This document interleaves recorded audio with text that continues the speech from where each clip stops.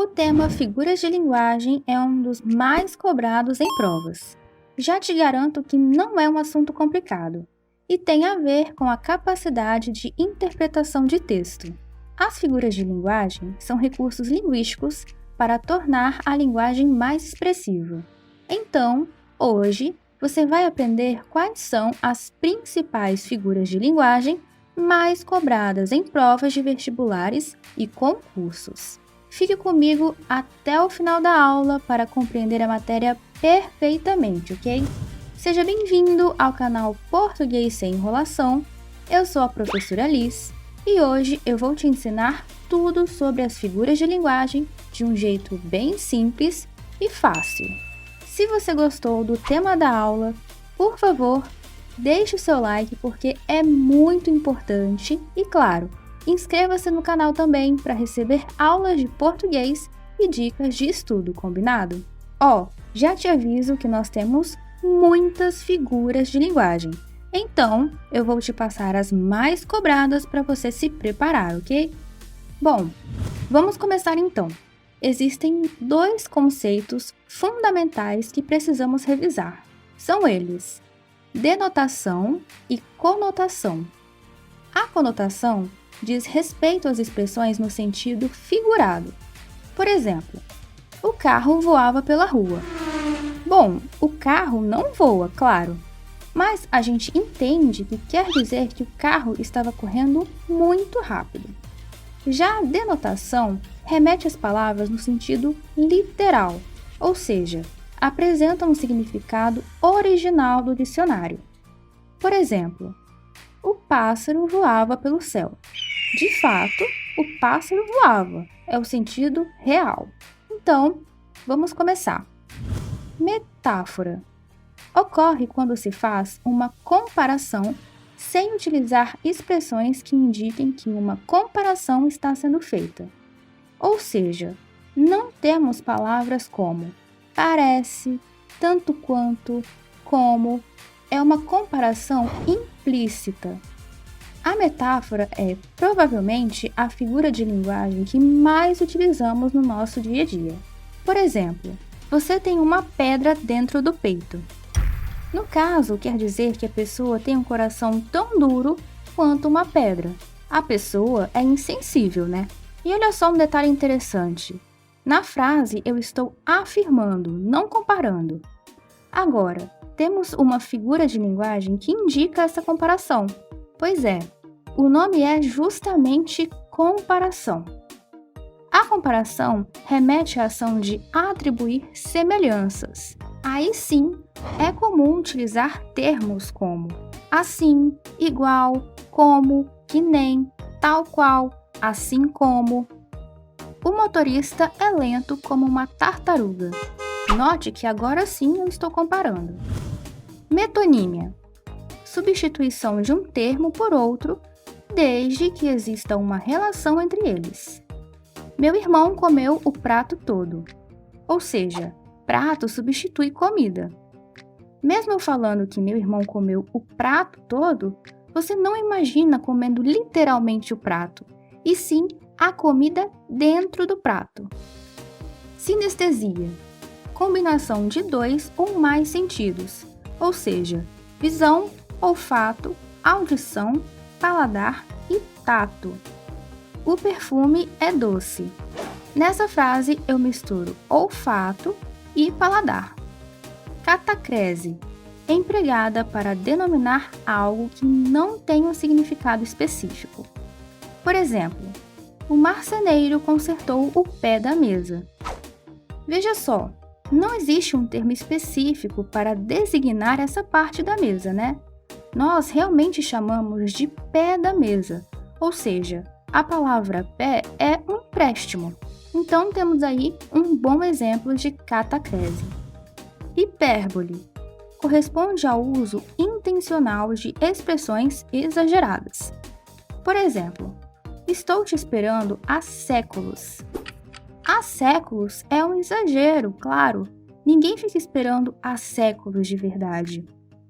Outros exemplos que a gente vê muito por aí: morrer de rir, estou morrendo de sede, já te falei 1 milhão de vezes. Enfim, são expressões exageradas. Eufemismo ocorre quando se utiliza expressões para amenizar uma ideia agressiva ou desagradável. Por exemplo, ele acabou batendo as botas. Bater as botas é o mesmo que morrer, certo? Mas é uma forma de dizer sem ser muito agressivo. Ironia sugere o contrário do que se afirma. A ironia depende muito de um contexto e também é uma figura de linguagem muito utilizada. Por exemplo, sempre delicada, derruba tudo que encontra pelo caminho. É claramente uma ironia. Antítese, oposição entre palavras, expressões ou ideias. Por exemplo, o ódio e o amor andam de mãos dadas. Ódio e amor apresentam uma oposição, né? São ideias contrárias. Paradoxo. Trata-se de ideias que demonstram falta de coerência, ou seja, as expressões se anulam. Por exemplo, estamos vivendo uma guerra pacífica. Guerra e pacífica são palavras que se anulam. Prosopopeia ou personificação consiste em atribuir características humanas a seres inanimados ou irracionais. Por exemplo, as árvores pedem socorro.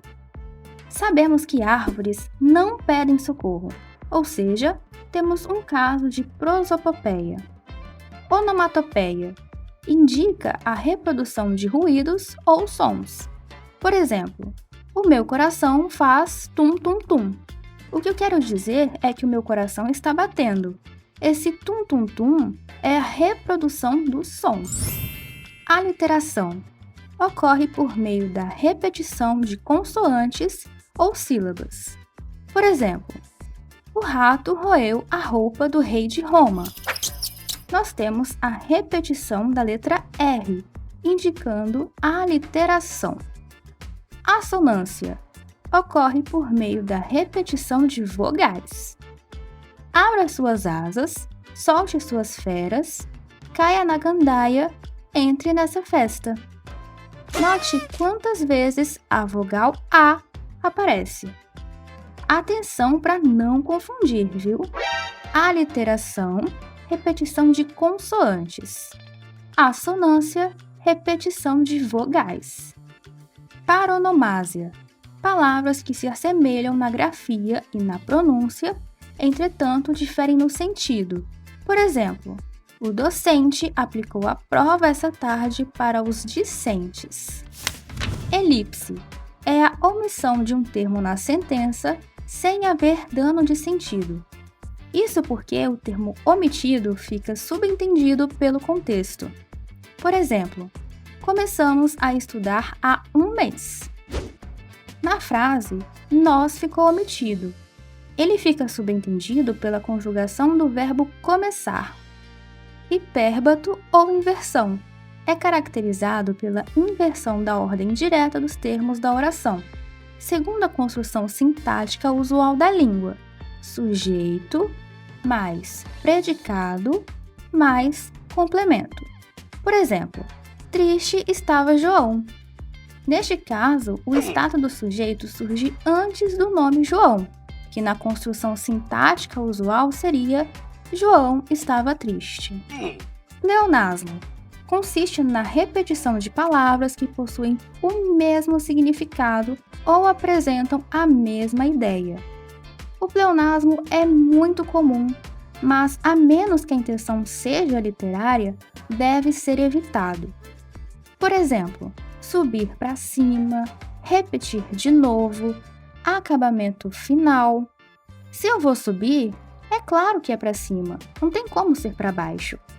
Se eu vou repetir, é claro que será de novo.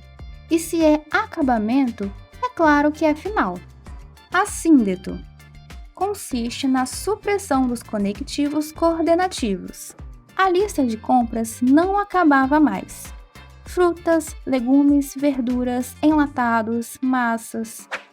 Note que no final da frase eu ocultei a conjunção e.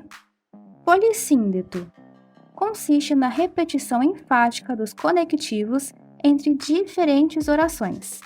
Os conectivos mais usados são e, nem e ou.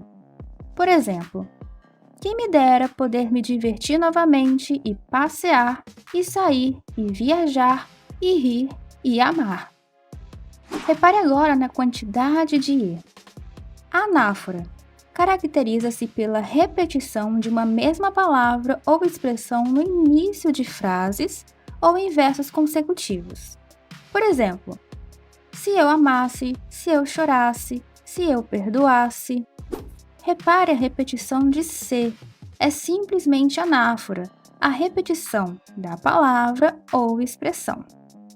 Como eu falei, essas são as figuras de linguagem mais cobradas nas provas.